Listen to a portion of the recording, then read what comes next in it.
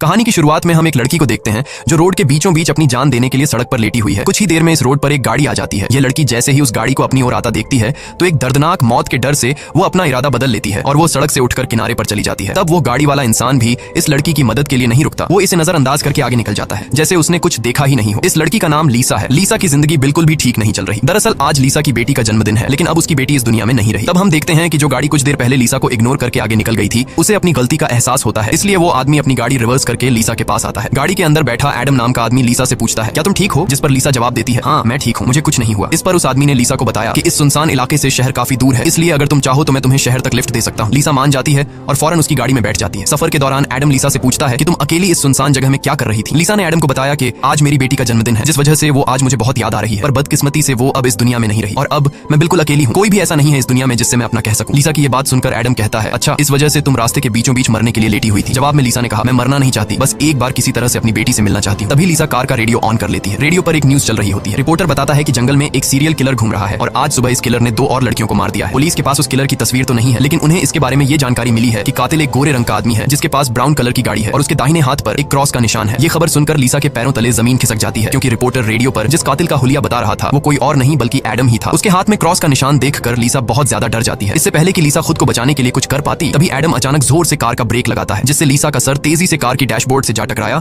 और लीसा बेहोश हो गई। कुछ देर बाद जब लीसा की आंखें खुली तब उसने खुद को एक अजीब से बंकर में कैद पाया जो चारों ओर से लोहे की मजबूत दीवारों से बना हुआ था। लीसा खुद को इस बंद जगह में कैद पाकर बहुत ज्यादा घबरा जाती है और मदद के लिए चिल्लाने लगती है, लेकिन उसकी मदद करने कोई नहीं आया। हम देखते हैं कि लीसा को एक अलग तरह का सूट पहनाया गया है और उसके हाथ में एक घड़ी भी पहनाई गई है। लीसा उस घड़ी को निकालने की बहुत कोशिश करती है, लेकिन वो घड़ी इतनी मजबूत थी कि काफी कोशिश के बाद भी वो उसके हाथ से नहीं निकलती। आखिर में जब उसे रियलाइज होता है कि इस जगह से निकलना इम्पॉसिबल है तो वो थक हार कर एक जगह में बैठकर रोने लग जाती है। तभी अचानक उस चेंबर का दरवाजा खुला। लीसा ने देखा कि दरवाजे के दूसरी ओर एक सुरंग है। उस सुरंग के एंड से रोशनी नजर आ रही थी। लीसा को समझ आया कि अगर इस जगह से बाहर निकलना है तो इस सुरंग से होकर निकलना पड़ेगा। लीसा खुश हो जाती है कि उसे बाहर निकलने का रास्ता मिल गया है, लेकिन जैसे ही वो सुरंग के अंदर चली गई तभी अचानक उसके पीछे उस चेंबर का दरवाजा अपने आप बंद हो गया। ये देखकर लीसा की सांस रुक गई और अब उसे समझ आया कि वो पहले से भी ज्यादा खतरनाक जगह में फंस गई है। तभी अचानक लीसा के हाथ में बंधे ब्रेसलेट में अलार्म बजने लगा और 11 मिनट का टाइमर सेट हुआ। ये देखकर लीसा समझ गई कि मुझे 11 मिनट में यहाँ से निकलना होगा, नहीं तो मैं हमेशा के लिए यहाँ पर बंद रह जाऊंगी। इसीलिए लीसा अपने हाथों और पैरों के बल रेंगती हुई जल्दी से उस रोशनी की तरफ बढ़ने लगी। लेकिन जैसे ही वो उस रोशनी के करीब होती जा रही थी तभी अचानक उस सुरंग का आगे का दरवाजा धीरे धीरे बंद होने लगा। ये देखकर लीसा और तेजी से आगे बढ़ने लगी, लेकिन जब वो उस दरवाजे के पास पहुंची तो वो दरवाजा पूरी तरह से बंद हो चुका था। लीसा को कुछ समझ नहीं आ रहा था कि अब यहाँ से कैसे निकला जाए। वो चीख चीख कर रोने लगी। तभी उसकी नजर उस दरवाजे के बगल से जा रही एक दूसरी सुरंग पर पड़ी, लेकिन वो रास्ता बहुत ज्यादा तंग था। लीसा को अब कोई और दूसरा रास्ता नजर नहीं आ रहा था, इसलिए लीसा हिम्मत करके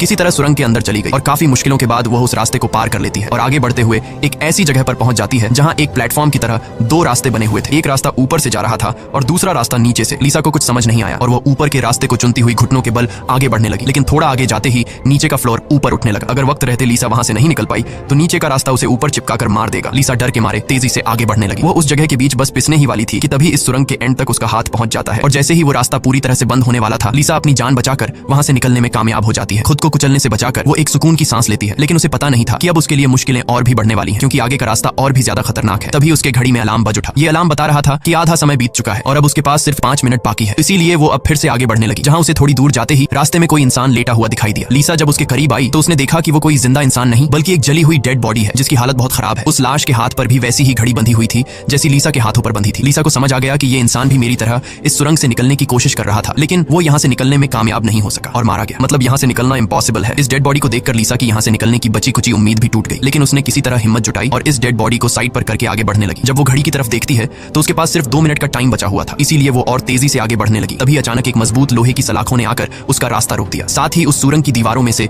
ढेर सारे हीटिंग पाइप निकलकर बाहर आने लगे और उस जगह को गर्म करने लगे। ये देख लीसा पूरी तरह से घबरा गई। वो समझ गई कि जल्द ही उसकी भी लाश उस जले हुए इंसान की तरह इस सुरंग में पड़ी होगी। उसे आगे क्या करना है कुछ समझ नहीं आ रहा था। तभी उसके पीछे दीवार का एक छोटा सा सेक्शन खुल गया, जिसे देख लीसा पीछे की तरफ रेंगती हुई उसके अंदर घुस गई। अगले ही पल एक कांच के दरवाजे ने इस सेक्शन को पूरी तरह से बंद कर दिया। जैसे ही लीसा के हाथ में बंधी घड़ी में टाइमर 0 पर पहुंचा तभी उन हीटिंग पाइप से आग फुंवारे की तरह निकलने लगी और देखते ही देखते वो पूरी सुरंग आग की लपटों में डूब गई। लीसा जिस सेक्शन में बंद थी वह पूरी तरह से सिक्योर था, जिस वजह से उसकी जान बच गई। कुछ देर बाद वो हीटिंग पाइप्स वापस दीवार में चली गई। लीसा जिस सेक्शन में बंद थी उस चेंबर का दरवाजा खुल गया। लीसा ने जो कुछ अभी अपनी आंखों के सामने देखा उस वजह से लीसा उस सेक्शन से बाहर नहीं निकलना चाहती थी, पर उस सेक्शन की दीवार लीसा को बाहर धकेल देती है और पहले की तरह अपने आप सुरंग से जुड़ गई। लीसा जैसे ही वहां से बाहर आई तभी उसकी घड़ी में फिर से 11 मिनट का टाइमर सेट हुआ। वह जैसे ही थोड़ा आगे बढ़ी तभी उस सुरंग का ऊपरी हिस्सा नीचे आने लगा और बिल्कुल उसके साथ आकर चिपक गया। बस इतना गैप बचा कि वो रेंगते हुए यहाँ से आगे निकल सके। लीसा अब पूरी तरह से बेबस हो चुकी थी। वो जोर जोर से रोने लगी। जब उसकी नजर घड़ी पर पड़ी तो वहां उसका टाइम खत्म हो रहा था, जिसका मतलब था कि अब से ठीक 11 मिनट बाद फिर से उस सुरंग में आग का सैलाब आएगा और लीसा को राख कर देगा। वो सोचती है कि इतनी बुरी मौत मरने से अच्छा है कि क्यों ना एक बार फिर से वो यहाँ से निकलने की कोशिश करे। इसीलिए वो फिर से हिम्मत करके अपनी जान बचाने के लिए पीठ के बल अपने हाथों के सहारे रेंगते हुए आगे बढ़ने लगी। थोड़ी दूर ऐसे ही रेंगते हुए जाने के बाद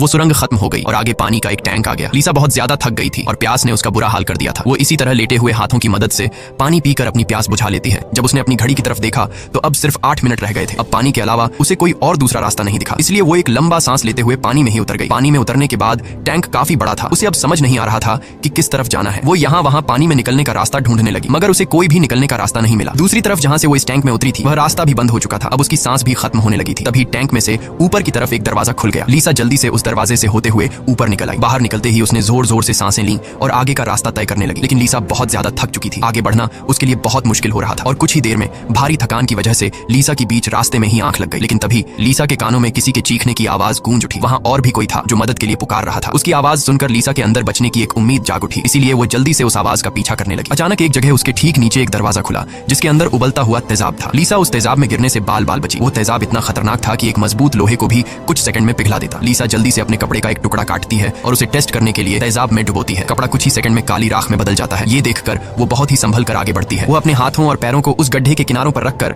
उस जगह को पार करने ही वाली थी कि तभी उसका घुटना तेजाब में लग जाता है, जिससे लीसा दर्द से चीख पड़ी। खुशकिस्मती से उसके सूट की वजह से उसका घुटना गलने से बच गया, लेकिन उसके घुटने पर एक गहरा जख्म बन गया था। अच्छी बात यह थी कि अब वह मदद की आवाज काफी करीब से आ रही थी। लीसा अपना दर्द भूलकर फिर से उस आवाज का पीछा करने लगी और आखिरकार वो एक लोहे की ग्रिड के पास जा पहुंची। उससे कुछ दूरी पर एक और ग्रिड थी जिसके पीछे एक आदमी था। उस आदमी ने भी लीसा की तरह हाथ में घड़ी और सूट पहना था। लीसा उससे कहती है कि देखो मेरी बात सुनो, हम दोनों यहाँ पर फंसे हुए हैं, अगर हम एक दूसरे की मदद करें तो यहाँ से निकल सकते हैं। लेकिन वो आदमी काफी लंबे समय से उस सुरंग में फंसने की वजह से उसकी दिमागी हालत खराब हो चुकी थी। वो कभी लीसा को गालियां देने लगता तो कभी सॉरी करने लग जाता। वो कहता है कि ये लोग जल्द ही वापस आएंगे और हम दोनों को मार देंगे। ये कहकर वो पागल जोर जोर से हंसने लगा। तभी लीसा देखती है कि उसके हाथ में बंधी घड़ी में 60 सेकंड की काउंटिंग शुरू हो गई है। वो हीटिंग पाइप्स दोबारा दीवारों से बाहर निकल आए और इस बार बचने के लिए जो सेक्शन था वो लीसा और उस आदमी के बीचों बीच खुलता है, जिसमें सिर्फ एक ही इंसान के छिपने के लिए जगह थी। अब या तो वो पागल आदमी बचेगा या फिर लीसा। अगले ही पल लीसा और उस पागल आदमी के आगे जो लोहे की ग्रिड थी वह हट गई। ये दोनों तेजी से उस चेंबर की तरफ भागने लगे और दोनों एक साथ चेंबर तक पहुंचे, जिसके बाद ये दोनों एक दूसरे को मारने लगे। उस बीच कभी लीसा उस पागल आदमी को चेंबर से बाहर निकाल देती तो कभी वो पागल आदमी लीसा को बाहर धकेल देता। लेकिन आखिर में जैसे ही वक्त खत्म होने वाला होता है लीसा उस आदमी को लात मारकर चेंबर से बाहर कर देती है। वो आदमी लीसा को पैर से पकड़कर बाहर निकालने की कोशिश करता है। तभी 60 सेकंड खत्म हो गए और उस चेंबर के शीशे के दरवाजे ने उस आदमी का हाथ काट दिया। दर्द से वो आदमी चिल्ला उठा। तभी लीसा की नजर उस आदमी के हाथ पर पड़ी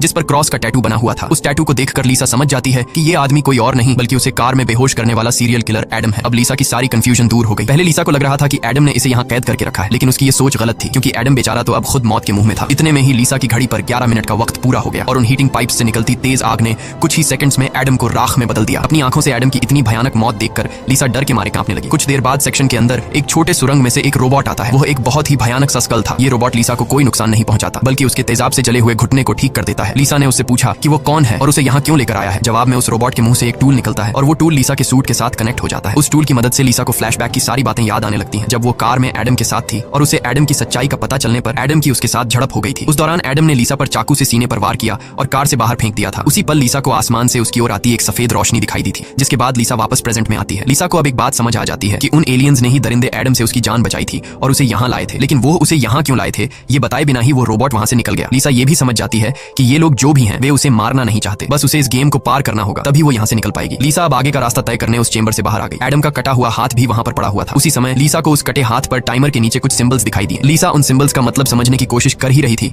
कि तभी एक घूमता हुआ पंखा उसकी ओर आने लगा। उसे देख लीसा अपनी जान बचाने के लिए पीछे हटने लगी और उससे बाल बाल बचती हुई एक छेद से ऊपर की सुरंग में चली गई। तभी अचानक उसे सुरंग के ऊपर से किसी के चलने की आवाज सुनाई दी। वो आवाज एक जगह पर जाकर रुक गई। उस जगह पर सुरंग का ढक्कन खुला और उसमें से एक भयानक सा क्रीचर उतरा जो देखने में तो इंसान था लेकिन जानवरों की तरह घुरा रहा था। उसका शरीर पूरी तरह से जल चुका था और उसकी आंखें सफेद पत्थर की तरह चमकदार थी। तभी लीसा की नजर उसके कटे हुए हाथ की तरफ गई। उसका कटा हुआ हाथ देखकर लीसा समझ गई कि वो कोई और नहीं बल्कि एडम है, जो जलने के बाद एक राक्षस में बदल चुका है। अब वो लीसा को मारना चाहता था। एडम की आंखें जल गई थी, इस वजह से वह लीसा को देख तो नहीं सकता था पर वो सुन सकता था। लीसा चुपचाप धीरे धीरे आगे बढ़ने लगती है, लेकिन तभी उसकी घड़ी के फर्श पर टकराने से एक हल्की सी आवाज गूंज उठी जिससे एडम को उसकी भनक लग गई और तेजी से लीसा को मारने के लिए उसके पीछे आने लगा। लीसा उसके हाथ लगने ही वाली थी कि तभी लीसा एक पतली सुरंग से उस पार चली गई। एडम को कुछ नजर न आने की वजह से वह उस जगह को पार नहीं कर पाया। लीसा उस सुरंग से आगे बढ़ती हुई एक ऐसी जगह पर पहुंची जहां उसके पास आगे जाने के लिए 2 रास्ते थे। लीसा को कुछ समझ नहीं आ रहा था कि किस रास्ते को चुनना चाहिए। वह बहुत सोचने के बाद जब उसे कुछ समझ नहीं आता तो वह एक अंदाजे से लेफ्ट वाले सुरंग में घुस जाती है। सुरंग के बाहर एक कमरा था जिसकी चारों ओर कांच की दीवारें थीं। उन दीवारों पर लीसा को उसके पैदा होने से लेकर अपनी बेटी को जन्म देने तक की सारी यादें दिखाई दे रही थीं। वहां लीसा ने यह भी देखा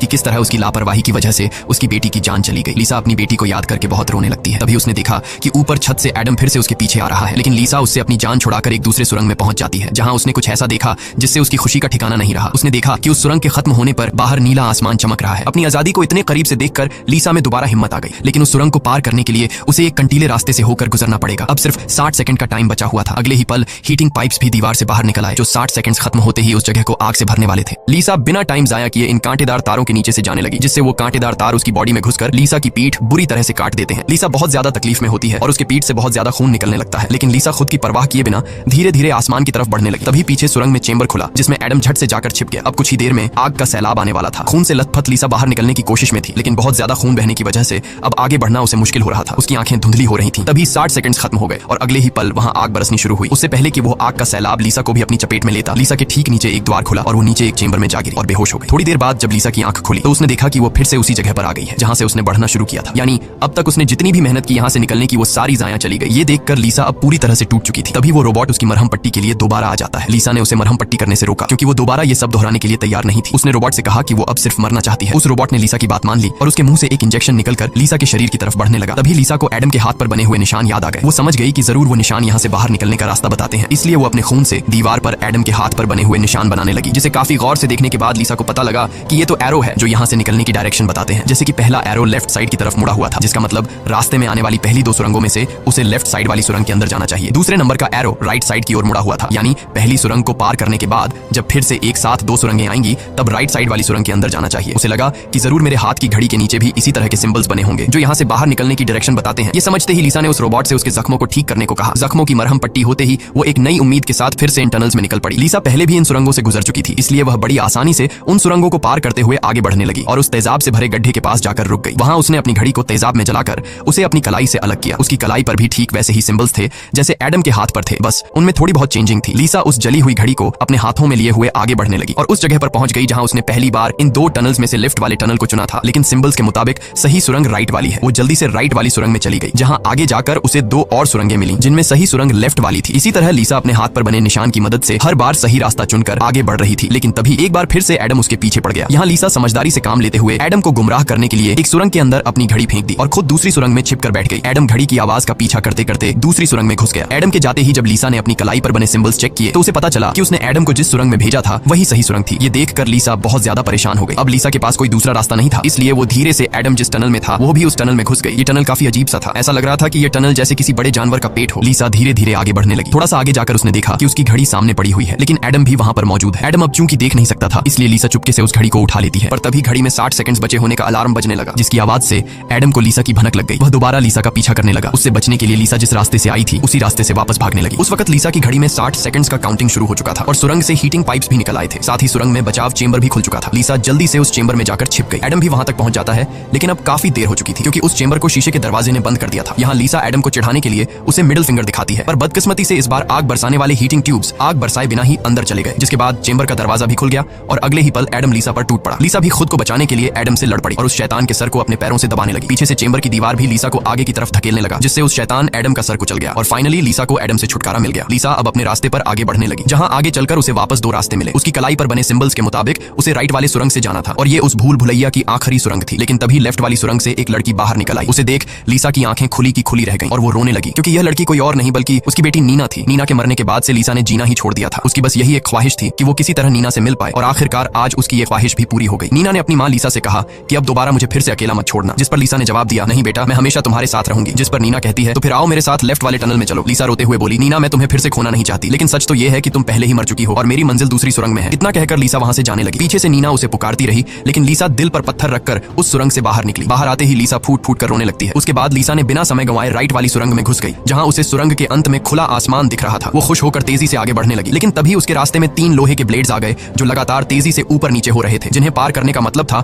खुद के टुकड़े करवाना। लेकिन लीसा को हर हाल में यहाँ से निकलना था, इसीलिए उसने गौर किया कि उनमें से पहला ब्लेड हर 4 सेकंड्स में एक बार नीचे आ रहा है। लीसा उसके करीब पहुंची और जैसे ही वो ब्लेड ऊपर गया तो 4 सेकंड्स पूरे होने से पहले झट से उस पार चली गई। उसके बाद वो दूसरे ब्लेड के पास पहुंच जाती है। इसी तरह दूसरा ब्लेड हर 3 सेकंड्स में नीचे आ रहा था। लीसा ने हिम्मत दिखाते हुए उसे भी पार कर लिया, लेकिन लास्ट वाला ब्लेड सिर्फ 2 सेकंड्स में नीचे आ रहा था, जिसे पार करना लीसा के लिए बहुत ही मुश्किल था। पर आजादी की चाहत में लीसा ने उसे भी पार तो कर दिया, लेकिन बदकिस्मती से उसका पैर ब्लेड के बीच आकर कट गया। लीसा का दर्द से बुरा हाल हो गया था, लेकिन लीसा अपने पैर की परवाह किए बिना सुरंग के एंड तक पहुंच जाती है, जहां उसे खुला आसमान नजर नजर आ रहा था। लेकिन जैसे ही उसने अपना हाथ सुरंग से बाहर निकालने के लिए आगे बढ़ाया, उसका हाथ सामने लगाए स्क्रीन पर जा लगा, जहाँ खुले आसमान का वीडियो चल रहा था। ये देखकर लीसा बहुत ज्यादा मायूस हुई। उसने कहा, मैंने वो सब कुछ किया जो मुझे करने को कहा गया था। उसके बाद वो पागलों की तरह हंसने लगी। तभी सुरंग से हीटिंग पाइप्स निकल आए, क्योंकि अब कुछ देर बाद 11 मिनट का टाइम खत्म होने वाला था। लीसा अब सुकून से मौत का इंतजार करने लगी। लेकिन इस बार वो हीटिंग पाइप्स उसे जलाए बिना ही वापस सुरंग में चली गई। तभी अचानक सुरंग का ऊपर का हिस्सा खुल गया और एक तेज रोशनी लीसा पर पड़ी। लीसा का शरीर अपने आप हवा में उठने लगा और उस रोशनी में समा गया। थोड़ी देर बाद जब लीसा की आंख खुली तो उसने खुद को एक झरने के किनारे पाया, जिसे देख लीसा के चेहरे पर मुस्कान वापस लौट आई। वहां पर नीना भी मौजूद थी। लीसा ने नीना से पूछा, क्या मैं मर चुकी हूँ? इस पर नीना ने कहा, तुम्हारा शरीर एक बार नहीं बल्कि अब तक कई बार मर चुका है। लीसा ने फिर से पूछा कि अब यहाँ मुझे क्या करना है? जिस पर नीना ने जवाब दिया, यहाँ तुम्हें बस जीना है और कुछ नहीं करना। यहाँ हमें पता चलता है कि जिस जगह पर लीसा अब मौजूद थी वो जगह दुनिया नहीं बल्कि कुछ और ही थी और किसी स्वर्ग की तरह खूबसूरत थी। इस फिल्म की शॉर्टकट एक्सप्लेनेशन ये है कि लीसा जब एडम के साथ कार में सफर कर रही थी, तब एडम ने लीसा पर चाकू से वार करके उसे मार दिया, जिसके बाद वह सीधा नरक पहुंची। वहां उसके पाप धुल गए और एंड में वह स्वर्ग जा पहुंची। इसी के साथ ये कहानी खत्म हो जाती है। अगर वीडियो आपको अच्छी लगी हो तो हमारे चैनल को सब्सक्राइब और वीडियो को लाइक कीजिए। पुराने वक्त की बात है। एक गांव में एक आदमी रहता था और इसके 3 बेटे थे और इसने एक घोड़ा भी पाल रखा था। जब वो मर गया तो इसके बेटों ने आपस में मशवरा किया कि घोड़े को काट के इसका एक एक पाँव ले ले। लेकिन मुश्किल ये थी कि बाकी जिस्म को किस तरह आपस में तकसीम किया जाए, क्योंकि वो तीनों बेवकूफ़ थे। तो इतने में एक शख्स का वहाँ से गुजरना हुआ।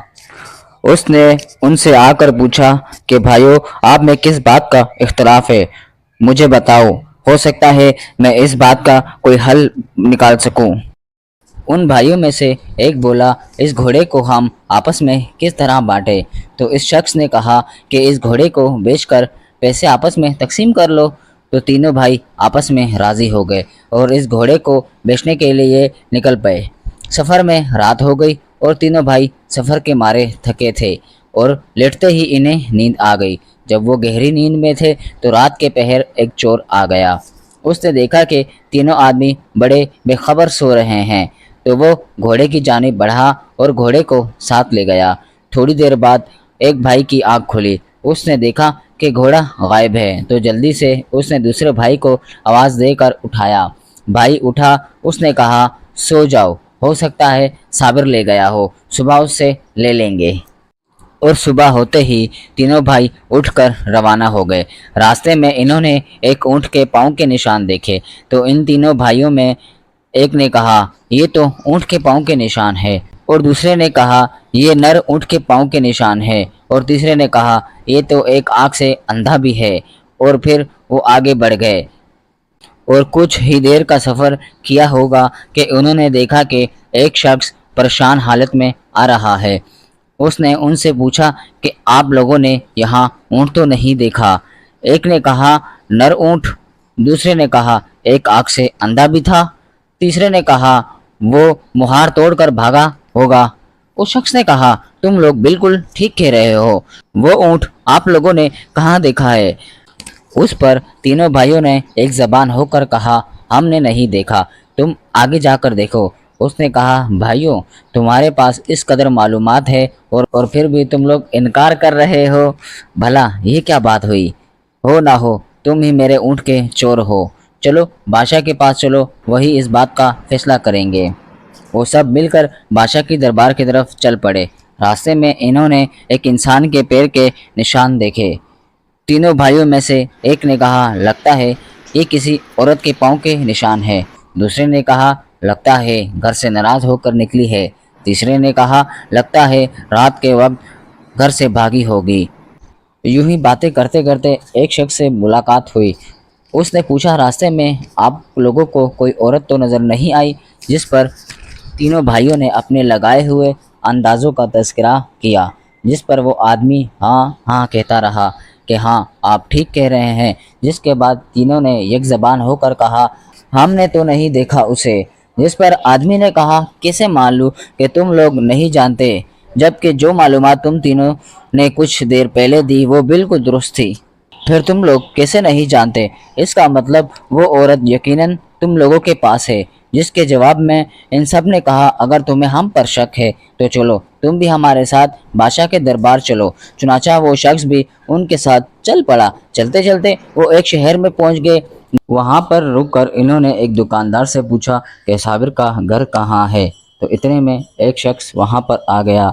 उसने कहा, मैं हूँ साबिर, कहो क्या बात है। इन्होंने कहा कल तुम हमारा घोड़ा ले गए थे, वो वापस कर दो। इसने कहा तुम पागल हो, अहमक हो, भला मैंने कैसे तुम्हारा घोड़ा ले लिया। इन्होंने मिलकर कहा अगर तुम्हें इनकार है तो चलो बादशाह के पास, वही फैसला करेंगे। अब ये सब बादशाह के दरबार जा पहुँचे। बादशाह ने पूछा तुम लोग क्यों आए हो, क्या माजरा है। इन्होंने कहा हम आपके पास इंसाफ के लिए आए हैं। फिर सब ने अपनी अपनी दास्तान सुनाई। ऊँट के मालिक ने कहा इन्होंने मेरे ऊँट के मुतालिक तमाम बातें दुरुस्त बताई, पर मेरे ऊँट के बारे में नहीं बताया, जिससे वाज़ेह होता है कि मेरा ऊँट इनके पास है, इसलिए मुझे इंसाफ चाहिए।